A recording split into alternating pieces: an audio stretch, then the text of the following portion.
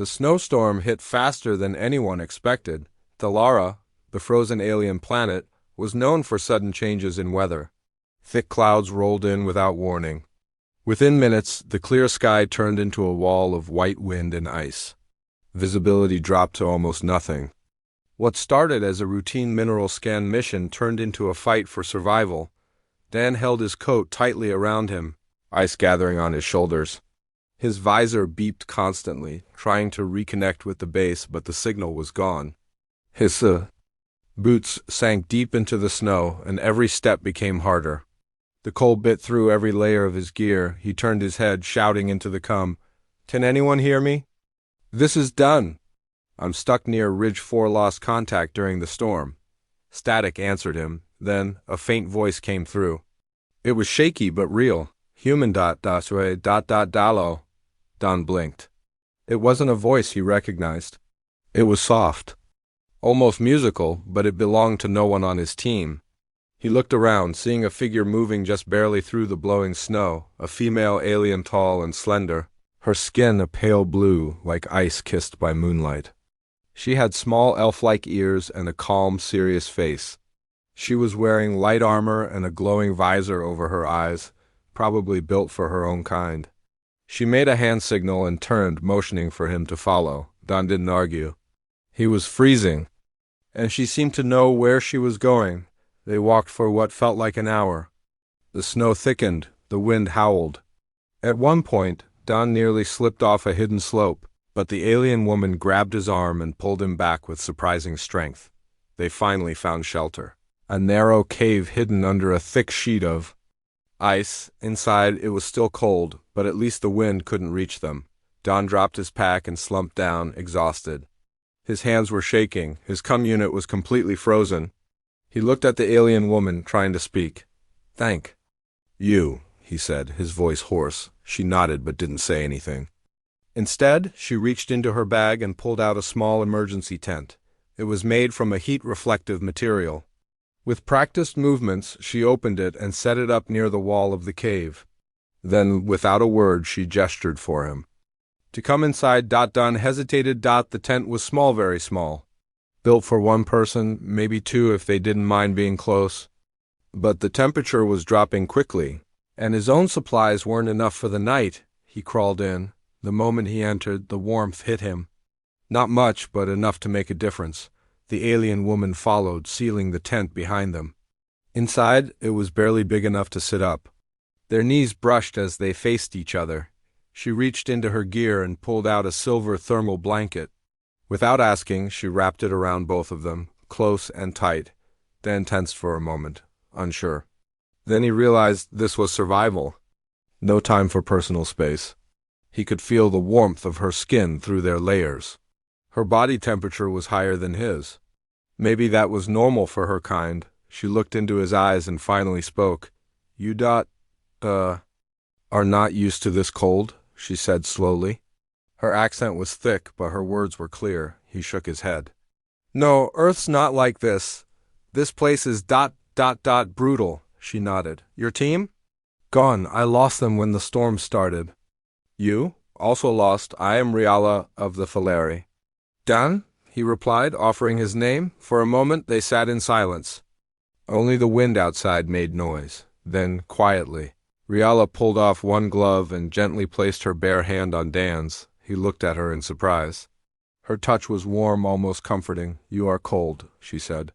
"Sharing warmth is ... life." Dan didn't know what to say. He just nodded, letting her keep her hand there. She leaned slightly closer, just enough for their shoulders to touch. Her eyes never left his. There was something in them calm, steady, ancient. She seemed to be studying him, memorizing every detail of his face. Then she whispered something soft in her own language. Don didn't understand it. He assumed it was something about safety or the cold. He didn't ask. Minutes passed, then an hour. They sat close, unmoving, wrapped in the same blanket. Dan's eyes started to close. The warmth, though weak, was enough to make him sleepy. He leaned his head back against the tent wall and sighed. Riala, still watching him, gently rested her head on his shoulder. Dan gave her a puzzled glance. But she had already closed her eyes. He didn't resist. It felt fine, safe, strange, but not bad. The storm roared outside, loud and angry, but inside the tent was quiet. For the first time in hours, Don felt calm. What he didn't know, what no one had told him, was that Riala's people had deep, sacred traditions. One of them was the sharing of warmth, a ritual only done between two who trusted each other fully, two who wished to be bound. By letting her touch his bare hand. By sitting so close, by letting her rest on him, Dan had unknowingly accepted something important. To Riala, he had accepted her as a mate. She said nothing more that night. She simply held on to him as he drifted into sleep. Outside, the snow fell harder. The cold tried to reach them, but it could not pass the barrier they had created. Not just the blanket, not just the tent, but the silent bond between two souls from different worlds. When Dan opened his eyes the next morning, the storm was finally gone. The sky outside the cave was still gray, but the howling winds had stopped. A faint light peeked in from the entrance. Snow still fell softly, but the worst of the blizzard had passed. Dan slowly moved inside the small tent. Riala was still close to him, her head resting lightly on his shoulder. Her hand was still gently holding his. He could feel her steady breathing, calm and peaceful. For a moment he didn't move. He just stared at her. She looked strong and graceful even in sleep. Her skin, pale blue like frozen water, seemed to glow softly in the cold light. Her dark lashes rested over closed eyes. There was something peaceful about her face, like she had found comfort. Even in this frozen world. Don blinked a few times, then gently pulled his hand back. He didn't want to wake her, but he also didn't want to give her the wrong idea. He didn't know much about her culture, but last night felt close, maybe too close. She opened her eyes slowly. "Good morning," Don said, trying to smile. Riala nodded. "You are warm now." "Yeah," he replied, "thanks to you." They packed up the tent in silence. Riala moved efficiently, without wasted motion. She handed Don a small energy bar, then led the way outside. The snow crunched under their boots as they began walking across the icy field. Dan looked around, trying to find familiar landmarks. "I think the base is that way," he said, pointing toward a distant ridge. "If we can reach the old signal tower, I might be able to boost a message." Riala said nothing, but she followed without hesitation. As they walked, Don noticed something strange. Riala stayed closer to him now, never more than a few steps away. When he slipped slightly on an icy rock, she grabbed his arm without being asked. When he stopped to check his scanner, she stood facing outward, as if protecting him from danger. She was quiet, but her actions spoke loudly. Don didn't understand it fully, but he felt it. She was acting like he was important to her. They reached the old signal tower by mid-afternoon. It was an abandoned relay station from a previous expedition, covered in frost and ice, but the inside electronics were still intact. Don got to work, connecting his device to the old panel and trying to boost a distress signal. As he worked, Riala stayed near the entrance. She scanned the area carefully, her hand never far from the weapon at her belt. Don glanced back at her. "You okay?" She nodded. "I watch for you." He smiled, though he still felt confused. "Thanks." It took almost 2 hours, but finally the signal was sent. Don sat down on a frozen crate and sighed. If the base catches that ping, they'll send help. Could take a few hours, though. Riala sat across from him. She pulled out a small cloth and began cleaning a thin blade strapped to her leg. Don studied her again, then spoke. "Riala, can I ask something?" She looked up. "Last night," he said slowly, "when we shared the blanket and Don, is that normal for your people, or did it mean something more?" She stared at him for a moment. Then, in a soft voice, she replied, "It is rare. It is sacred." Dan's eyes widened. "Sacred?" She nodded. "We do not share warmth unless we trust. Unless we choose." "Choose what?" he asked, even though part of him already guessed the answer. Riala looked directly into his eyes. "A mate." Dan's heart skipped. He opened his mouth, but no words came out. He had thought it was just survival, just two people helping each other through the storm. But to her, it had been something deeper, something serious. "I didn't know," he finally said. "I'm sorry. I didn't mean to confuse you." "You did not confuse me," Riala said gently. "You saved me, you stayed with me, you gave warmth. It was real." Don looked down at his hands, unsure what to say. The silence between them stretched for a while. Then Riala stood up and walked closer. She kneeled in front of him and gently placed her hand on his knee. "I do not ask you to accept now," she said, "but I will not pretend it meant nothing." Don nodded slowly. "Okay." Just then, the old relay station beeped. A signal was coming in. Don rushed over and checked the screen. Relief washed over him as he saw the message. A rescue team was on the way. "Ada, 3 hours," he turned to Riala. "They're coming. We'll be safe." She simply nodded, but a small smile touched her lips. They spent the next few hours resting and sharing small stories. Don talked about Earth, about blue skies and green trees, about the sound of birds.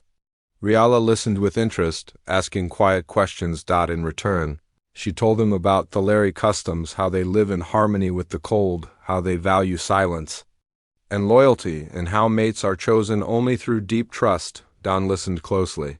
Her words were calm, but her meaning was clear. She wasn't playing games.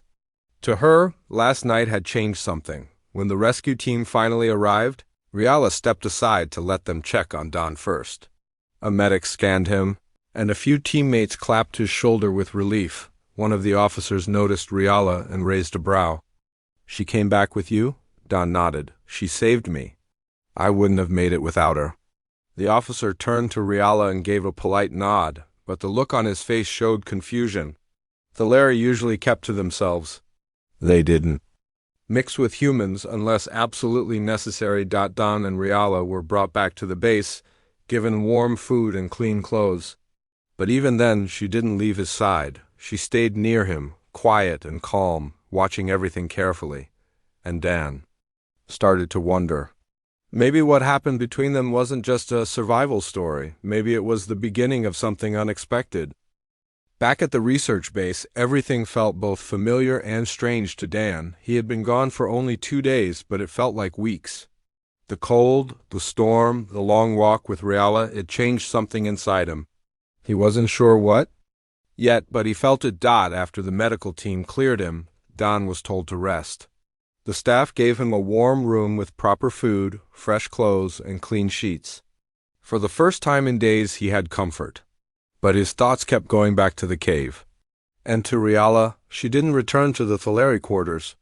Instead, she sat quietly outside Dan's door when one of the human officers asked her to follow. The others, she simply said, "I stay with him." Don was surprised when he opened the door and found her sitting there, her arms wrapped around her knees, her gaze calm and steady. "Riala?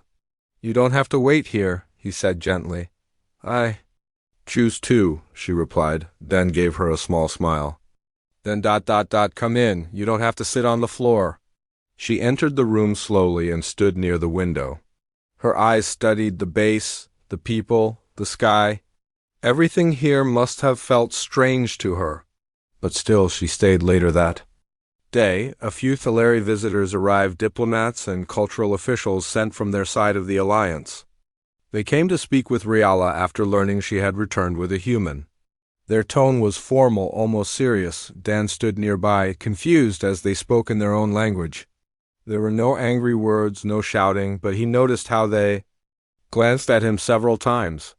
One of them even bowed slightly toward Don, which made him blink in surprise. After the visitors left, he turned to her. "What was that about?" "They came to see if I was well," Riala replied. "And too. See if you had accepted." "Accepted what?" Don asked carefully. Riala looked at him for a long time. "Me."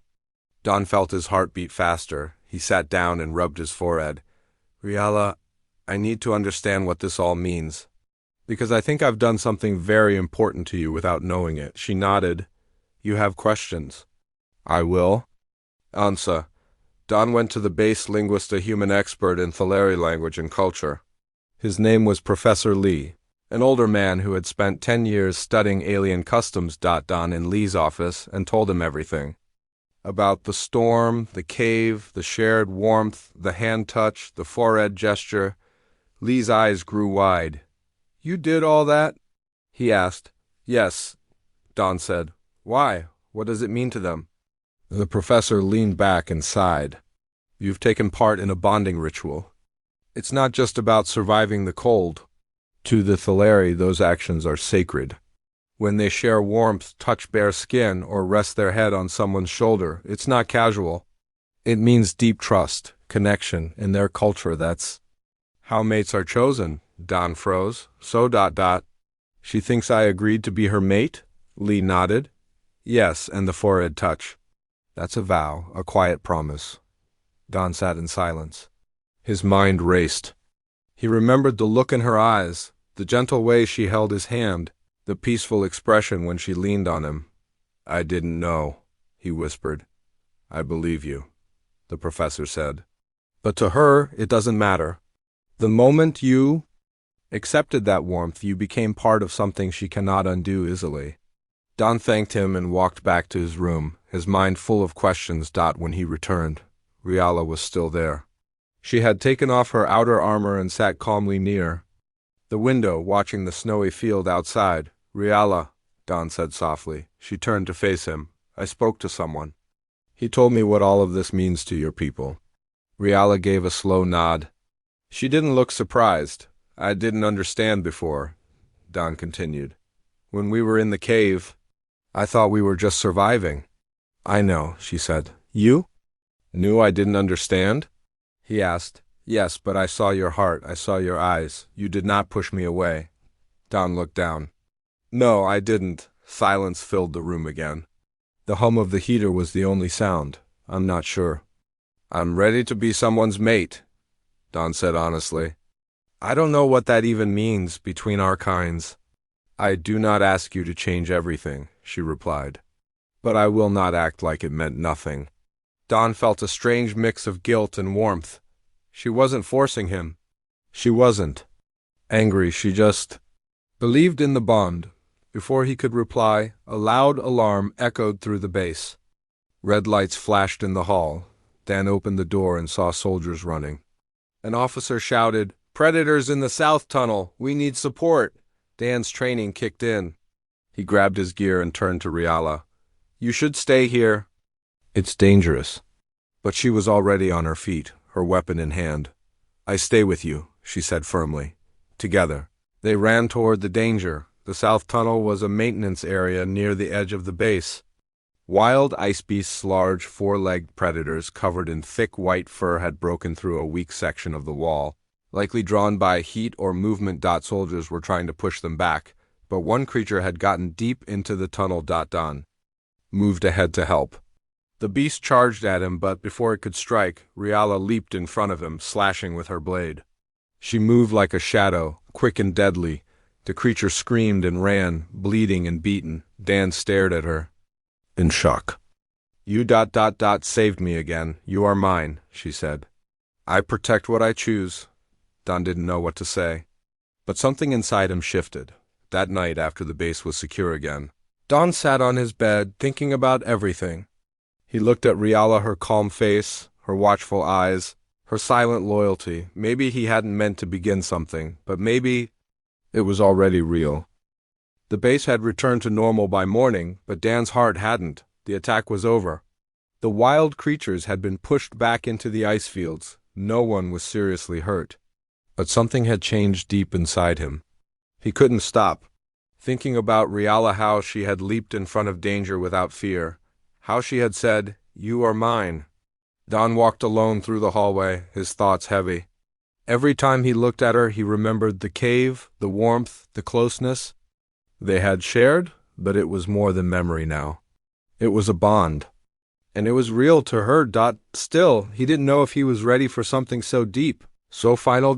He entered the observation dome where Riala was sitting quietly, looking at the frozen plains outside. She turned when he came in, her eyes calm as always. Don sat beside her. "I need to talk to you." She gave a small nod, waiting. "I've been thinking a lot about what happened. The storm, the bond, everything," he said slowly. Back then, I didn't know what it meant. I didn't understand your ways. I know, she said. Don looked at her hands. They rested on her lap, still and graceful. I care about you, Riala, truly. You saved my life and you stayed by my side, but I'm still human. This is all very fast for me. She didn't speak, she just listened. I don't want to hurt you, Don added, and I don't want to lie. I need time. I need to figure out if I can give you what you deserve. For a long time, Riala said nothing. Then she gave a quiet answer, I will wait. Don looked at her in surprise. You don't have to, he said. I want to, she replied. I do not regret the bond. You are not like others. You are. Careful, you speak truth. That is why I chose you. Don smiled a little. You're serious about everything, aren't you? Yes, she said, especially about you. There was a soft knock at the door. One of the base officers stepped inside. Don Riala, he said. We've received a message from the Thaleri Council. They are preparing a formal bonding ceremony. They believe the human has accepted. Don stood up quickly. Wait, what? I never said yes. The officer raised his hands. It's just a request, not an order. But they say this kind of bond, once started, must be honored, or it's seen as an insult. Don felt the air grow heavier. Riala stood as well. If the bond is refused, my name will lose respect. Don turned to her. You didn't tell me that. It is not your fault, she said calmly. You did not know. But now they all believe. Because I believe. Dan's chest tightened. He didn't want to be the reason she lost her honor. But he also didn't want to lie and accept something he wasn't fully ready for, the officer added. You have 1 day to decide. We must send a reply to their council. After he left, Don sat back down, feeling more pressure than ever before. Later, that evening, he walked alone near the outer edge of the base. Snow was falling again, light and silent. The cold touched his face, but his heart was warm with confusion. He heard light footsteps behind him. He turned and saw Riala. I thought you might come, he said softly. I had to be sure you were safe, she replied. Don chuckled. Even now? Always. They walked in silence for a while. Then he stopped and turned to face her. You deserve someone who understands all your customs, who knows your people, who's ready to commit. She looked up at him, her eyes soft, but firm. I chose you because you were kind, because you stayed, you did not run. You gave warmth even when you had none to spare. Don looked into her eyes and saw something rare, complete trust. She wasn't asking for control. She wasn't forcing him. She just believed in him. I don't know if I'm worthy of you, he said. You are, she whispered. Suddenly, a loud alarm rang again. But not from inside the base. A rescue team had gone missing during a short mission near the southern mountains. They had sent a distress signal before contact was lost. Don ran back with Riala to the control center. A screen showed the signal's last location, deep in a canyon, known for unstable ice bridges. The commander looked at Don. We need volunteers. The snowstorm is getting worse again, and they're trapped. Don didn't hesitate. I'll go. Riala stepped forward. I go with him. The commander nodded, trusting both. Hours later, as they searched through sharp ice cliffs and dangerous cracks, Don saw Movement 3 trapped officers stuck between falling rocks and snow, together. He and Riala helped them one by one. She used her climbing tools and silent steps to reach the top of a fallen ridge, tying ropes and guiding each person down. Suddenly, the ice beneath Dan's feet cracked. Riala screamed, Dan! He fell halfway into a hole, his legs dangling. Over nothing. He held onto a rock edge with both hands, the cold cutting into his skin. Riala dropped to her knees, grabbing his arms. Her face showed fear for the first time. I will not lose you, she said. With a strong pull, she dragged him up. They both fell back into the snow, breathing hard. Don looked at her, her face full of emotion. You didn't let go, he whispered. I never will. Back at the base, the rescue team praised their bravery. Everyone clapped, smiled, and cheered, but Dan's mind was somewhere else. That night, he stood outside Riala's room, his heart finally clear. He knocked gently. She opened the door and looked at him. Don took a deep breath. Tomorrow. Tell your people I accept. I didn't know what the bond meant before, but now I do. Riala stared at him, stunned. Don smiled. I'm not afraid anymore. If being with you means facing storms and danger, I'll do it. Because every time I was near death, you were the one saving me. Slowly, she stepped forward and touched her forehead to his. This time. Don understood, and this time he pressed his forehead to hers in return, willing, ready, and true. The next morning, the base was quiet but filled with excitement. Word had spread quickly. Dan, the human explorer, had accepted a sacred Theleri bond. Some humans didn't understand the full meaning, but they respected his choice. The Theleri, on the other hand, were already preparing the ceremony. Don stood in front of the mirror in his room, adjusting his uniform. He had no idea what a bonding ceremony would look like. This wasn't a human wedding. It wasn't just a promise or a relationship. It was something deeper, something ancient. He took a deep breath. There was a knock. He opened the door and saw Riala. She looked different. Instead of her usual armor, she wore a soft, flowing robe made from silver and white threads. Her pale blue skin seemed to shine in the morning light, and her dark hair was tied back with silver cords. Her eyes held calm, but also something more, happiness. You look amazing, Don said honestly. She gave a small smile. You look strong. He chuckled. Let's hope I feel that way too. They walked together to the ceremonial hall, a special dome built long ago for peaceful meetings between humans and Theleri. The walls were made of transparent crystal, letting the snowy landscape outside create a quiet, beautiful scene. Inside, Theleri elders stood in a half circle. Some humans watched from the side, curious and respectful. One of the elders stepped forward. He was tall and calm, with a face marked by age and wisdom. He looked at Riala, then at Dan. You have shared warmth, the elder said. You have faced cold and danger together. You have touched hearts, not just hands. Do you both choose this bond? Riala nodded without hesitation. I choose. All eyes turned to Dan. He looked at Riala, then back at the elder. I choose. A soft hum filled the hall. A few Theleri began singing in their language, a slow, deep sound that echoed like wind through ice caves. Then the elder stepped forward and handed Don a white scarf made from Theleri fabric. Don looked at Riala. She already held the same kind of scarf. Together, they draped the scarves over each other's shoulders. This simple act was the final step in their culture's bonding tradition. Not loud, not showy, but deeply meaningful, the elder raised his hands. From this moment, your hearts are joined. Where one walks, the other is never far. There was no cheering, no clapping, just silence and peace. After the ceremony, the base held a quiet gathering with food, soft music, and light conversation. Some humans came to shake Dan's hand. Some Theleri gave small bows of respect. Professor Lee approached Dan later with a kind smile. You've done something rare, son. You didn't just survive an alien planet, you became part of it. Don smiled. It wasn't the planet I bonded with. It was her. Riala stayed close to him the whole time. They didn't need to say much. Their eyes said everything. That evening, as the sun set behind the frozen mountains, Don and Riala walked together across the snow. Their shadows stretched behind them, long and silent. Dan stopped and looked around. This place, it's cold, dangerous, hard to survive. But it's also beautiful. Riala nodded. Like life, he chuckled. Yeah, like life. They sat down on a small hill, looking up at the stars. Don leaned back on his elbows, and Riala rested beside him.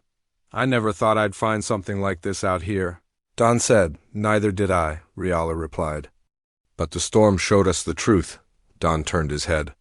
What truth? That in the coldest places, warmth matters most, and that even two very different souls can find each other. He reached out and gently took her hand. Do your people believe in fate? We believe in choice, she answered. But sometimes choice feels like it was always waiting. Don nodded slowly. Yeah, that's how this feels. The stars above sparkled brighter. A quiet breeze moved the snow. But it didn't feel so cold anymore. Riala leaned her head on his shoulder, just like that first night in the tent. But now, it was different. Now, he understood. He gently pressed his forehead to hers, completing their quiet bond once more. No words were needed. Final scene. Weeks later, Dan had decided to stay on Thalara longer. He was no longer just a visitor. He had taken on a new role, an official human representative working closely with the Thaleri Council. His knowledge of both cultures made him a valuable bridge between the two species, but more importantly, he stayed because his heart was no longer in just one world. He shared quarters with Riala now. Their room was simple, with warm lights and soft blankets. In one corner sat the same silver blanket they had used that first night. They kept it as a memory. Every morning they trained together. She taught him how to move quietly in the snow, how to read ice formations, how to listen to the land. Every night they ate together, spoke about their days, and rested with peace. Once, a young Thaleri asked Riala why she had chosen a human. She simply replied, "Because in the cold he was warm." Don smiled when he heard that. He hadn't come to Thalara to find love. He hadn't come to become someone's mate.